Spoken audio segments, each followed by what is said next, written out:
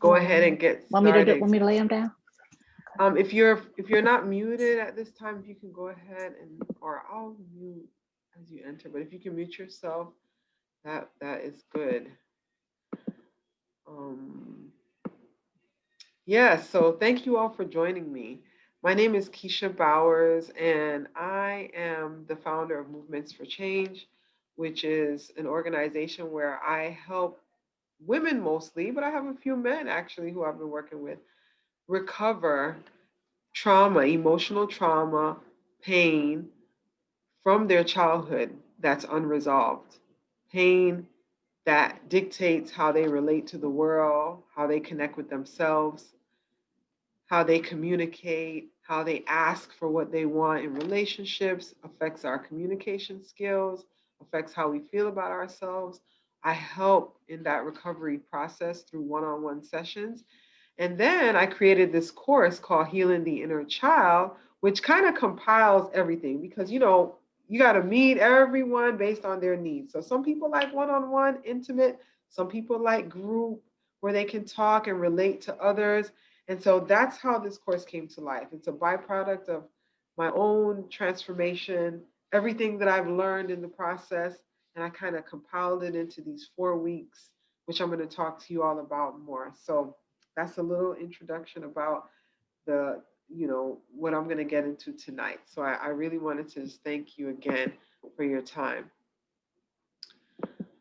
So I'm of course a mental health therapist. I have a master's degree in social work, and I've had my master's degree since 2008.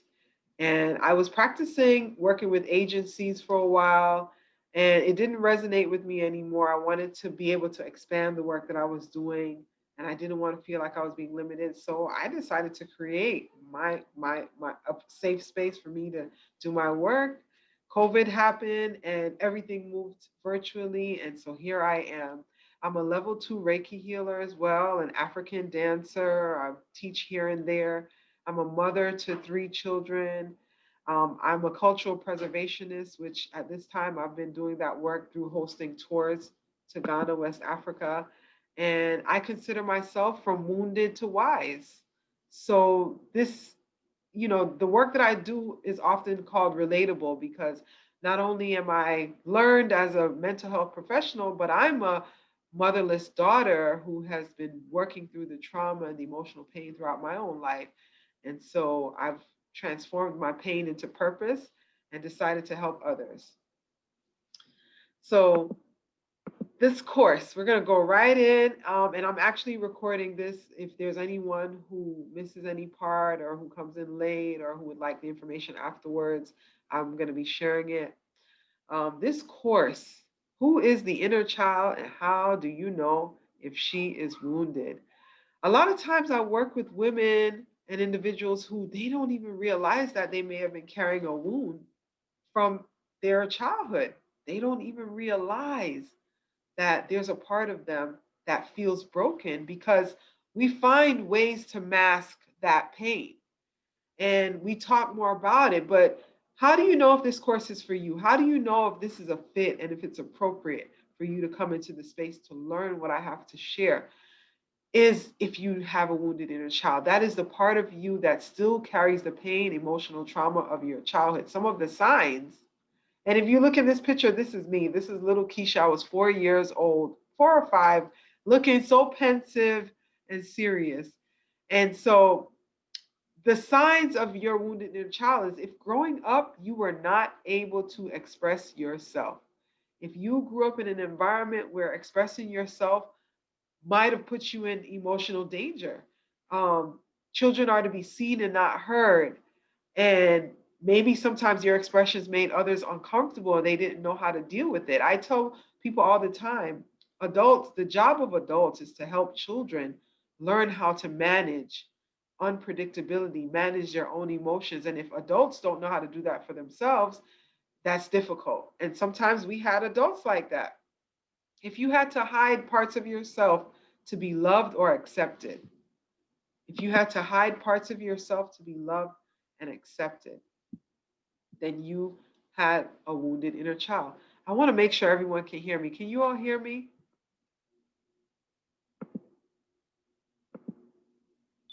Yes, I can hear you.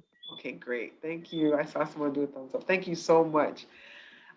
If you had to walk on eggshells for a parent or a caretaker, so what do I mean by eggshells? Sometimes you may have had a parent or a caretaker who was an alcoholic, or they were explosive. They got angry and you didn't know why, and you were the brunt. You got caught in the middle of that. That is that feeling of walking on eggshells. You want to say the right thing. You don't know if you're saying the right thing. You don't know if you're going to get in trouble for saying what you're going to say. Sometimes it is connected deeply to ridicule and criticism. You don't know if what you're going to say is going to get you in trouble because you're going to be criticized, shamed, put down for whatever it is, how you're going to show up. Maybe you had to make perfect grades. Sometimes it was around religious narcissism. Maybe there was religion that was stuffed down your throat as a child. And if you didn't fit that paradigm, or if you didn't know how to keep up with whatever the persona was, the mask that was created, then you were punished in whichever way. Sometimes the punishment came physically, sometimes emotionally. When I talk about emotional punishment, I talk about embarrassment, shame, guilt, put down. If this resonates with you, you're welcome to go into the chat and say, yes, yes, this makes sense. This makes sense. But these are all signs that there's a part of you that has been brought into your adult life that, oh, I'm going to go into the chat now. There's a part of you that has been brought into your adult life that might be unresolved, that might not have been taken care of. Because if we didn't have adults to take care of us, then we didn't learn how to take care of ourselves. And what happens is our adult voice is actually a reflection of our parents' voice from our childhood. So, what does that look like? If you had a parent who ridiculed and criticized you, then your inner voice as an adult will sound like ridicule and criticism.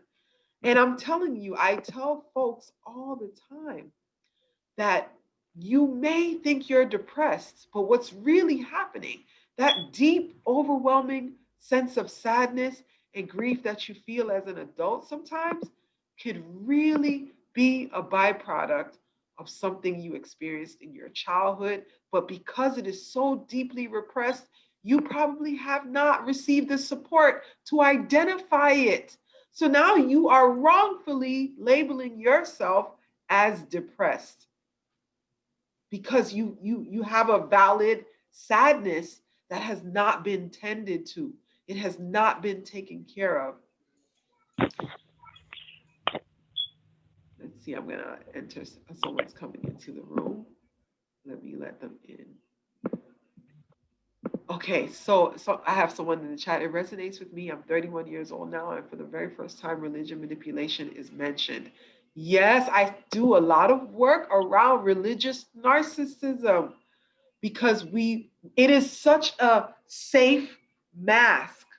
Religion is a safe mask because why I want someone in the chat to unmute themselves and tell me why you think adults get away with religious manipulation and abuse.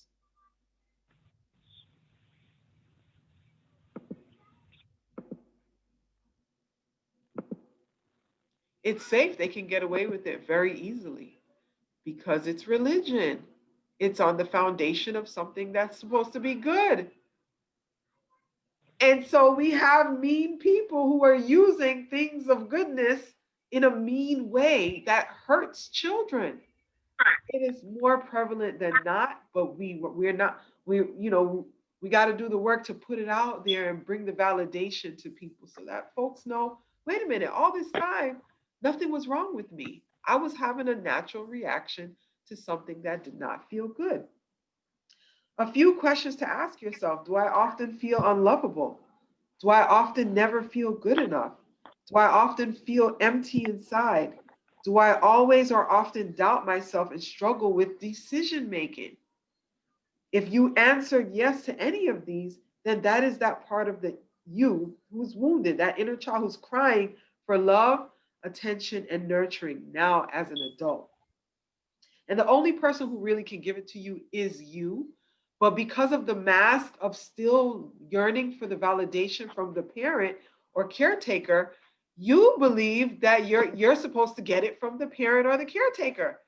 You miss the idea and the reality that it's you have to learn how to re-parent yourself. During the course, I recommend a lot of books, but one of them I'm actually going to share with you all tonight, which I highly recommend to anyone who feels like they're regressed a lot, that they're reacting to life as though they're a child. There's this book, it's called Growing Yourself Back Up. Can you see it in the because I'm not sure what y'all. Honestly, I woke up from a little nap not too long ago. Thank you, Ashley. Oh, Ashley, beloved Ashley. Thank you, Ashley. Growing Yourself Back Up, Understanding Emotional Regression. And thanks for that support, Ashley. And it's by John Lee. John Lee. This book is it's a little book, but it's amazing. And he talks about why we have to reparent ourselves and self partner, which is something that we talk about in the class. The style of the class is it's not really a course. And I think I need to come up with another word because it's more like a group therapy with a lot of information that's going to help you for the rest of your life. We do a lot of activities that require exchanging of dialogue. So if you're afraid, yes, healing the inner child guidance. Thank you, Judith. It is more like guidance. It really, really is. I feel like an adult guidance counselor, that person that is going to show some things that you never really thought about, and that's going to help change the reality. Now, were all born with this cup of water that was full. We're in the amniotic fluid, we're in our mother's womb, and we feel safe. But then we come out into the world and we have experiences that start to poke holes in our cups. So, what naturally happens is the water starts to leak out. And then we become adults and we find ourselves trying to patch the cup. And in the course, I talk a lot about love hunger. What does your love hunger look like? When you feel empty, what is your go to? What do you do? Some of us, we use food. Some of us, we use our status. And some of us, we use sex. What is your love hunger? What is your addiction? That is an important question to ask yourself, whether you take the course or not. I do this orientation because it is kind of like a precursor to the course, and it's kind of like a little free therapy. And I like to offer something free ever so often. And so we go into depths about that. This is me, love hungry. That is me, love hungry. Yes, thank you for sharing that. I binge eat to feel something. I used to sleep around in my early 20s to feel wanted. Thank you for that transparency, Judith. Thank you all so much. Thank you for sharing. And, we don't get the chance to grow up and really, thanks, Kim, food, definitely. We don't get a chance to grow up and really process this. Because in the grown up world, we get away with pretending. We get away with pretending. If we don't allow people in intimately, if we don't allow people to see who we really are, we can pretend. And then we end up with dis-ease and discomfort in our bodies, and it doesn't feel good. And we can choose to ignore it and keep on living our lives. And we all know what that looks like. We all know what that looks and feels like. You understand? Or we get an experience that wakes us up and we realize that we have the right to fully experience ourselves and show up as we are, imperfect, with error, trying, learning new things, and being okay with making a mistake. And so in the class, I teach about this practice that I call warrior practice, where we have to learn what happened to us, but we don't have to be stuck there. The class is not about recanting about all the horrible things that happened. Yeah, we actually do that. We do spend a few sessions talking about it. And I also educate about the people who hurt us and who they are and why they did what they did and what that dynamic, because it is pathological, it is science. There's something behind it. And when you learn it, you learn the patterns so you don't keep attracting more people in your life who fit that paradigm and that reality. Because when we're unresolved, we actually become addicted and yearn to experience the trauma over and over and over again. And sadly, it usually shows up in intimate relationships. That's our little playground for our hurt. We get into relationships with close people, same, our partners, our love partners, and that's when we really, really show up with our pain. And so I'm going to talk a little bit about the trauma tree and why it is so important for us to connect with the trauma and do touch on it sometimes, because if trauma occurs, this is the trauma tree. And it says if trauma occurs at any stage of our lives, then the rest of the way the tree grows is affected negatively, right? But the earlier the trauma is, the more it affects the development of the tree. Now, if you go through something traumatic as an adult, you have the neurotransmitters and all the parts of the brain that are necessary and fully developed to help you. In other words, you got your branches and the bushes and the leaves. But when the trauma starts prenatal and during birth and during infancy and childhood, and as then you don't have all that you need. You're not fully developed. And in the class, we actually talk about the developmental stages, Erik Erikson's developmental stages, and why when we go through things at certain times, why it can be traumatic. And when I'm talking about trauma, I'm not talking about adverse, severe things. If you did not feel safe, that was traumatic and it had a casualty on the brain. Y'all are with me? Thank y'all so much for sharing in the chat, because that helps me to know that we are connected and this is resonating. And thank you. Yes. So, how your inner child shows up in your adult life. How does your inner child show up in your adult life? You often feel unlovable. You often never feel good enough, I mentioned earlier. You may attract relationships with other women who want to compete with you or who you compare yourself to. This is a big one. Yes, the woman who you thought was your best friend who ended up being jealous, you attracted that person into your life because it was familiar. More than likely, if you did that, you have a severe mother wound. You have or had a mother who was jealous, who hurt you, who made you feel bad often enough. So now you attract other women who do the same thing and you call them best friend. Yes. And they are jealous of you. I said it. I said it. I'm going to take the blame. Yes, I'm seeing. Wow, wow. Yes. Yes. Is this resonating with you? I want to hear some voices. Are y'all, can you connect to what I'm saying? Yes, rip the band-aid right off. I did. I ripped the band-aid. I really did. If your mother compared you to other girls, thank you for sharing that, Judith, because what she would do, it's a passive aggressive way to make you feel bad naturally. But we never think in our first conscious mind that our mothers would ever try to make us feel bad. So when we're going through the emotional pain, we're not connecting it to having a mother who did that. We're thinking something's wrong with us. Yes, yes. My mother always made me feel like my sister was better than me, more beautiful and smarter than me. And so naturally, what that is it is a setup for you to not feel as if you are enough. And I'm telling you right now, the next book that I'm going to share with you all, because if you all ever see me on any of my lives or anything, I have like a library in my house. I love books and I love reading them.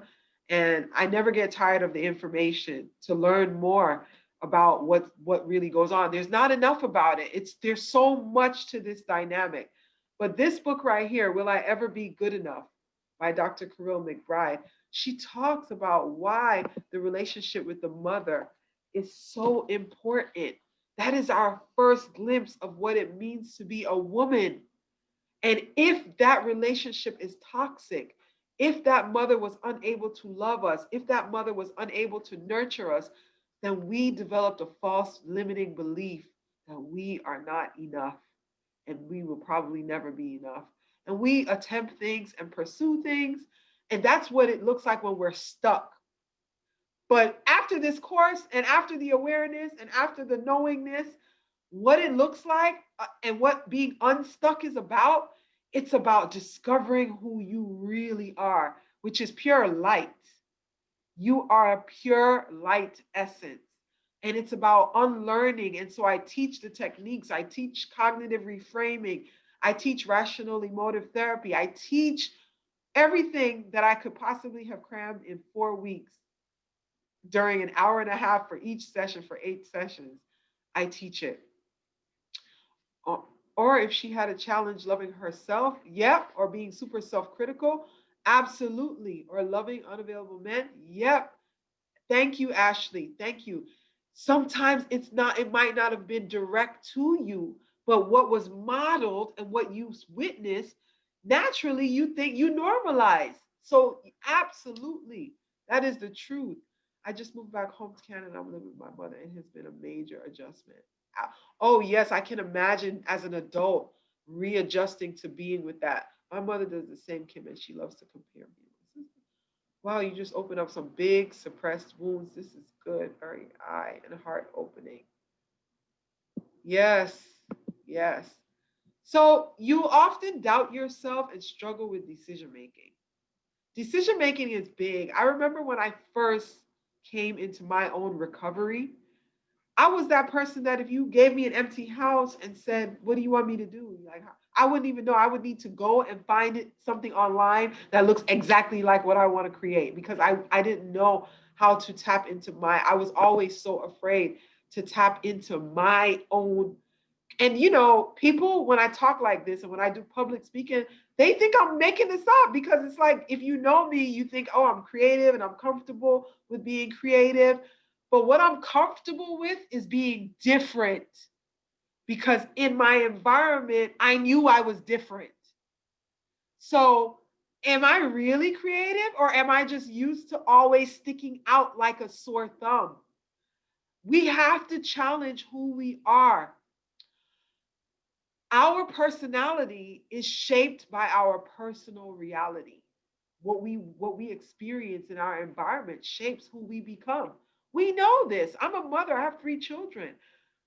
They're confident because in their personal reality, we push confidence.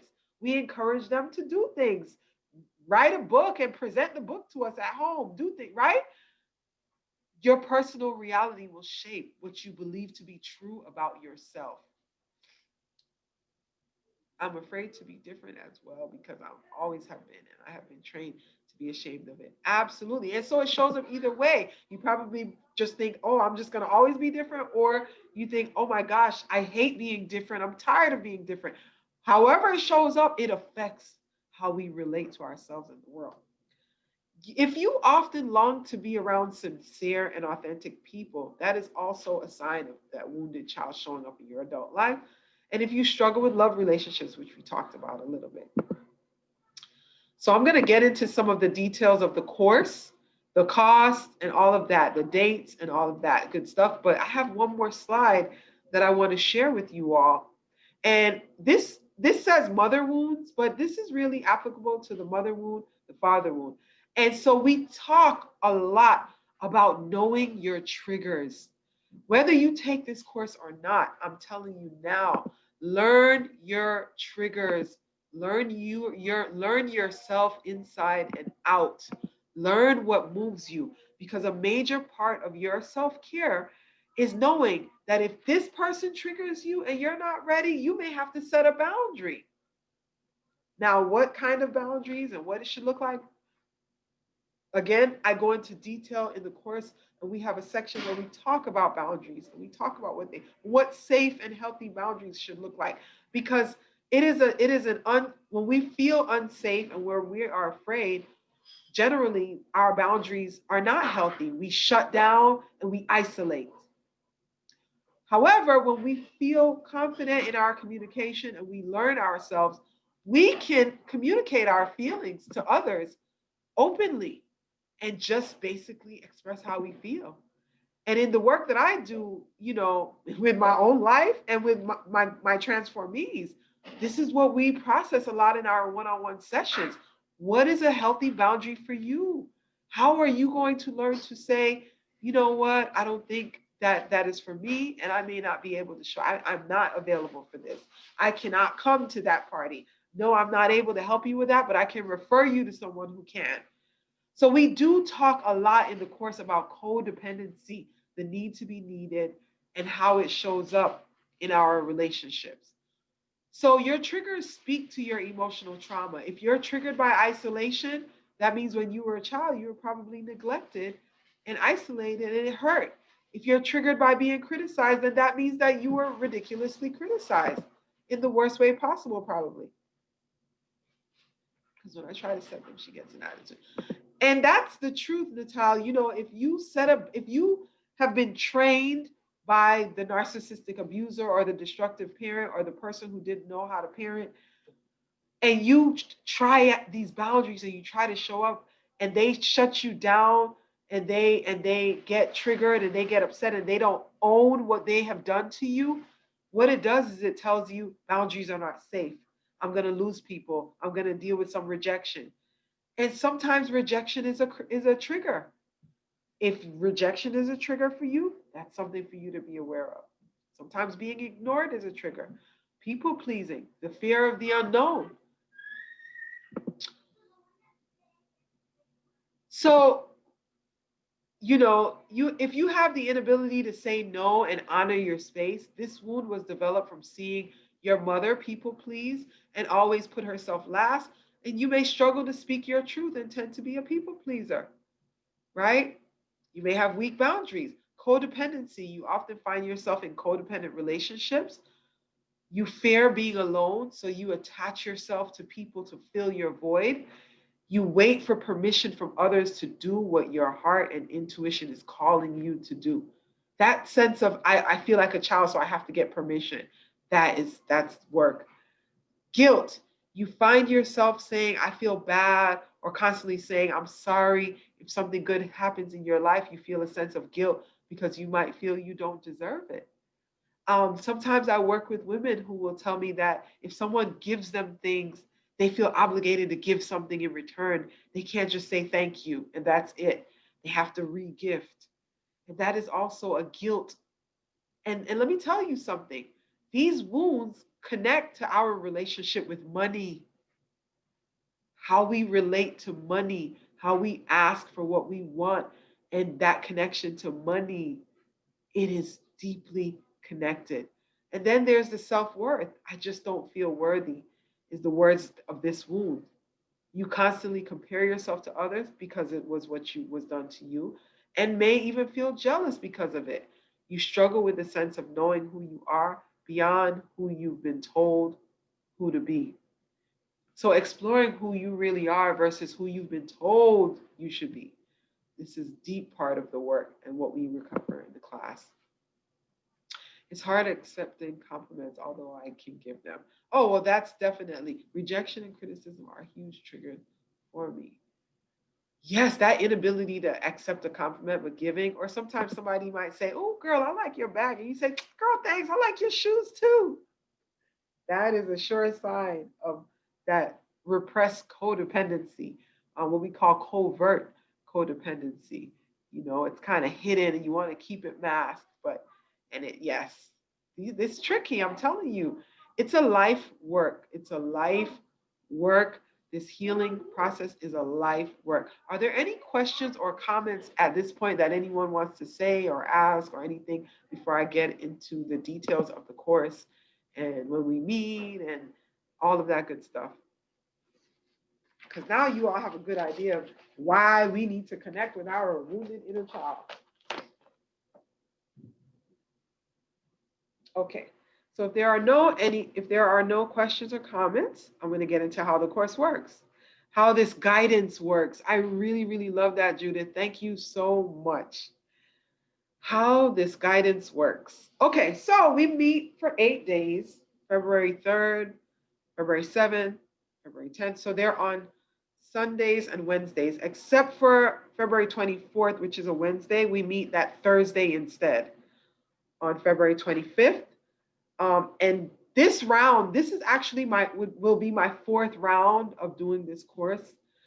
I generally like to have a minimum of 4 to 5 women, maximum of 7 to 8. It is not a course that I want to have all these people all at once. It's very intimate. It's very personal. It's very confidential. It is a safe space, and we create a culture of safety and compassionate regard in the space. And so I'm not trying to have 10, 15, 20, So these are the days that we meet that I would like to start the course. As long as I have at least 4 to 5 women by February 3rd, I'm starting the course. And so we meet on Wednesdays and Sundays, except for February 25th, which is a Thursday. And we meet from 6:30 to 8 p.m. Eastern Standard Time. I would like to say how important this work is, especially for us that have children, because we need to break the toxic and wounded cycles to raise confident children so they can live an abundant and conscious life. Absolutely, Judith. Thank you for sharing that. I use Zoom as a platform for our meetings. And just like tonight, I do a Google invite, Google Mail invite. And I also I'll send an email to the participants. And I send correspondence at least 24 hours prior to each session, because sometimes there's like activities that you might have to prepare, or we have one session where there's some drawing involved. So I'm going to send you an email to remind you, you need crayons and pencils, because we really do inner child work. And so whatever materials you need, you'll get it in the correspondence via email. So we communicate with each other before each session in preparation. I do have one session where if we can't make a meeting, are they recorded? Yes, very good question, Natal. The meetings are recorded, and I send the recording as a YouTube link, which is a private link that you would get, and they are actually available to you even for like a week after the course is done, and so that you can go back and watch it if you need to. So the recordings are available if you're not able to make it. You will need a yoga mat, a journal, and an open heart, of course. I'm going to be introducing ideas and concepts that you probably have never heard of before. And so, that vulnerability and openness is important. Sometimes I give homework. I may give you a journal prompt, or, encourage writing after each session. And so this is really the gist of the course. We have 8 sessions, 1, 2, 3, 4, 5, 6, 7, 8 sessions. And we meet from 6:30 to 8. Yes, Ashley. My question, I was going to type it, but I thought just let me ask. So like, I know you said you record the sessions. Is it just the learning portion, or is it also the sharing? We're here in this wounded guidance, and so I'm quite an isolator, and I want my information to be able to stay private and not have to worry about anybody else sharing it. If we're sharing those thoughts, so how do you protect the privacy? So I share to only the people in the group who you've shared with in the group, and the link is private, so no one can access it unless they're in the group. So if that's a concern, I totally understand and respect that. And that's why we're here, because we do open up during the group, and we do share in the recording. And I record all of the entire course because, it's all happening all at once. Okay. And I share that link, and it's a private link that cannot be shared with anyone else outside of the group. Okay. Um, Thank you. you're welcome. You're welcome.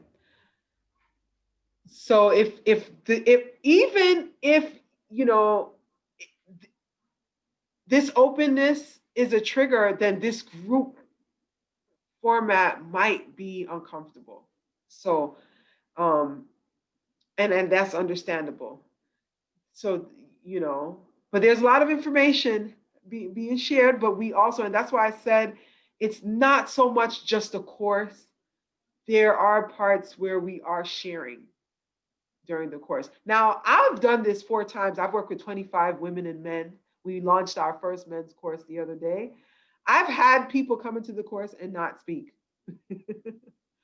I've had people come into the course and not speak. I can count how many words they've said, and I'm okay with that. It's not, I understand and I respect that this way of sharing is not for everyone. So I just wanted to put that out there. Okay, so the course is outlined. Each session leads to something else. The first session is around, who is she, and excavating the inner child and digging, going deep. The first session is probably the most challenging one of all, because we're really going into who this inner child is. There is a guided visualization that I do during the course that is, it takes you to a place that you may not have ever been to before. And so if I don't assume that I am the therapist or coach of choice for everyone who takes this course. And so if you have someone that you speak to one-on-one, I encourage it. I encourage during the time to have someone that you can trust outside of the course to probably talk to about some of the things that might show up for you if I am not your person that you come to, right? But then we talk about how having the power to protect her. What did she need? Validating her pain. We talk deeply about who hurt her. How did this person show up? What is this? What is the pathology of this person? So that you can be so connected to it, so you can be aware of it, so you don't have to continue to attract the same pattern of behavior in your life from others or from yourself. We talk about survival skills and techniques and moving into thriving. I do a session where we talk about, I actually do a Reiki healing, kind of like a circle for the women. And we talk about stress management tools. And then the very last session, I don't present, you all present. And then we go into your purpose and we talk about the divine feminine. So this is just a little brief outline of that aspect, of what the breakdown is of the course. So the course, I would like to start February 3rd. That is my vision. And so if we begin on February 3rd, you would have to pay the full amount of $444. I love numbers, and I'm always into this 444 thingy, and I thought it was only appropriate. And if you do pay the $444 by January 31st, I do offer one complimentary one-on-one session with me that you can have anytime during the duration of the course. It does not have to be like a traditional therapy. It might just be an opportunity to process some of what might have come up during the time of the course. If you are one of my transformees, then of course we would use it as a session, and it would be complimentary for you. And we would use it to process what we've already worked on. If not, you can do a partial payment option of like $222 before the start of the course, and then the remaining $222 during the 3rd week of the course. And I do have a disclaimer because I'm trying to be a professional Black woman. And I had a hiccup with this, and I realized, okay, maybe I just need to say this. So if you missed your session because of my schedule, I may not be able to, we can work it out one-on-one. But if there's like a continuum, because I have had situations where someone had missed several sessions, and I'm like, I can't, because I have other people who are booking me and my schedule gets full. So if you book your session and commit to it, I'm happy to give you the complimentary session. Let's see if there's a question. How long is a complimentary session? Okay, all of my sessions are for 1 hour. That's a very good question. So you would have a complimentary 60-minute session, wherein you would go to my website and book, and you would just skip payment and not pay, and I would see you. And like I said, it's one time during the 4-week period that you can choose to do it during that time. So what would happen after tonight is I'm going to send a follow-up email with the registration form and, methods of payment and how, and we can communicate. If you're interested, you can contact me and we can communicate one-on-one. If you have further questions, if you wanted to go into further detail, because we're humans, this is not a robotic thing. Each individual may have an individual circumstance, and I'm open to that. I'm available. This is a heart-centered work, so I cannot, this is not a class where we're like a college course and you're just going to register, sign up, and I'll see you on the day. No, excuse me. If you have a question or if there's something you want to process about it, if you have a deeper question, I am open to all of that, because this course was created by a calling that came from a purpose that was so much higher than my entire physical existence, and to have served 25 people. I never imagined, if you all told me prior to last August that I would have had a course that I would have served 25 women and men so far to combine together, I would have laughed. I did not know this was something that was going to be born from me. And so it's very sacred, it's very sacred. And I'm going to keep doing it because this work is needed. And so I really, really hope that it resonates with anyone who watches the video or who is here tonight. And I am going to be sharing this to those who are unable to be here so that they can have this information tonight. So let's see if there's any questions. Also, do you take on clients for ongoing personal therapy? Yes, yes, yes, I do. I do take on for one-on-one. And currently, I'm open to receiving a few more people. So I have and this is on my website, but I have an affirmation that I created, and I'm going to share the affirmation, and I'm going to leave the floor open if you have any questions or anything you want to say. But this is the affirmation. It's a transform me affirmation. I don't like the word client. I'm really into etymology, and I went and I was like, I wonder what the root word of the word client is, or patient. And a patient is someone who is willing to endure suffering. So I'm like, I'm not comfortable with patient, and I'm more of like a coach. And then a client is someone who is the follower of someone else, and or who may not know how to lead themselves, something of that sort. And I said, I'm calling my folks transformees. So that's how, and transform me with an M. Yep. So this is the transform me affirmation. And you're welcome to say it with me in your own space. You can stay muted if you like, but I'm going to say it. I am a being of pure love and light. I am here to serve a divine purpose. Today, I am ready to release the pain that I have been holding on to for too long. I am ready to transform my pain into purpose, walking into my path of prosperity and accepting the divine timing that guides my journey here on earth. May everything that I touch turn into gold.